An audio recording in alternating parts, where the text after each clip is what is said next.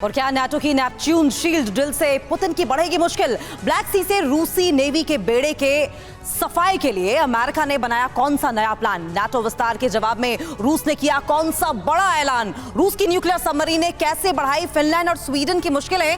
और एस्टोनिया ने बाल्टिक सागर से भगाए 3 रशियन फाइटर जेट्स। यूक्रेन जंग की वजह से रूस और नाटो के बीच बढ़ते तनाव से जुड़ी खबरों के लिए आइए देखते हैं नाटो टॉप 9। यूक्रेन जंग में नाटो को लेकर रूस की आक्रामकता को देखते हुए नाटो ने नेपच्यून शील्ड एक्सरसाइज का आयोजन किया है। इस युद्धाभ्यास का मकसद पानी, हवा और जमीन पर तीनों सेनाओं को मिलाकर युद्ध क्षमताओं को मजबूत करना है। नाटो की Neptune shield drill Baltic, Adriatic, भूमध्य सागर और इसके आसपास के इलाकों में 31 मई तक जारी रहेगी।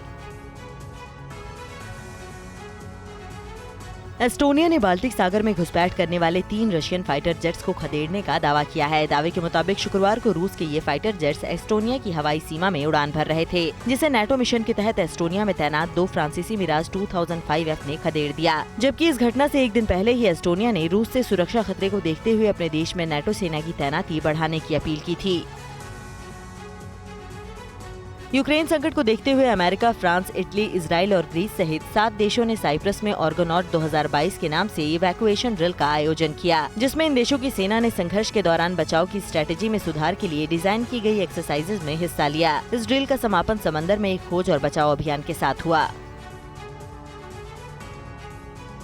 यूक्रेन के एक अधिकारी ने ट्वीट करके दावा किया है कि अमेरिका ब्लैक सी में तैनात रशियन नेवी के बेड़े को तबाह करने की प्लानिंग कर रहा है, क्योंकि रूस ने ब्लैक सी के ज्यादातर बंदरगाहों की नाकेबंदी करके वैश्विक खाद्य आपूर्ति के लिए खतरा पैदा किया है। इससे निपटने के लिए अमेरिका यूक्रेन को अपनी सबसे powerful anti ship missile harpoon और नेवल देने की तैयारी कर रहा है। नाटो के विस्तार का जवाब देने के लिए रूस ने नई रणनीति बनाई है, जिसके तहत रूस अपने पश्चिमी इलाकों में नए आर्मी बेस बनाने जा रहा है। रूस के रक्षा मंत्री सर्गेई शोइगु ने दावा किया है कि इस साल के आखिर तक 12 बेस और डिवीजन तैयार किए जाएंगे। इसके अलावा 2000 से ज्यादा सैन्य उपकरण और हथियार बनाने का लक्ष्य है। रूसी रक्षा मंत्री ने कहा है कि रूस नाटो को हर स्तर पर जवाब देने के लिए तैयार है। रूस ने अपनी 2 नई न्यूक्लियर सबमरीन को समंदर में उतारकर नाटो के करीब जा रहे अपने सभी पड़ोसियों को चेतावनी दी है। रूस की इस तैनाती का सबसे ज्यादा खतरा फिनलैंड और स्वीडन पर है, क्योंकि रूस ने इन सबमरीन की तैनाती बैरेंट्स सागर में की है, जो फिनलैंड और स्वीडन के करीब है। रूस के इस कदम ने अमेरिका समेत सभी नाटो देशों को सीधी चुनौती दी है। रूस ने फिनलैंड के लिए गैस की सप्लाई में कटौती करने का ऐलान किया है। फिनलैंड के थोक व्यापारी गैसम ने कहा कि आज से गैस सप्लाई पर रोक लग जाएगी। हालांकि उन्होंने ये भी कहा कि इससे आपूर्ति में बाधा नहीं आएगी। रूस ने इस एक्शन का ऐलान फिनलैंड और स्वीडन के नाटो सैन्य गठबंधन में शामिल होने के लिए आवेदन देने के बाद किया था।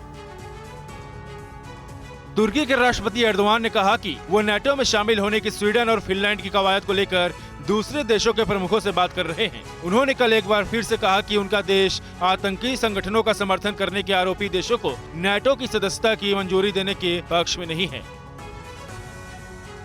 रूस यूक्रेन युद्ध को लेकर नाटो सेना प्रमुख का कहना है कि यूक्रेन का मनोबल रूस के साथ युद्ध में बढ़ा हुआ है। यूक्रेन में रूस के राष्ट्रपति पुतिन के युद्ध ने हमें एक नई रणनीतिक वास्तविकता के साथ ढाला है। हमें अप्रत्याशित की उम्मीद करने के लिए हमेशा तैयार रहना होगा। उनके मुताबिक पुतिन को राष्ट्रपति के रूप में 22 साल के लंबे शासन से हटा दिया जाना चाहिए। अड़ी सोमवार से शुक्रवार शाम 6 बजे सिर्फ TV9 भारतवर्ष पर।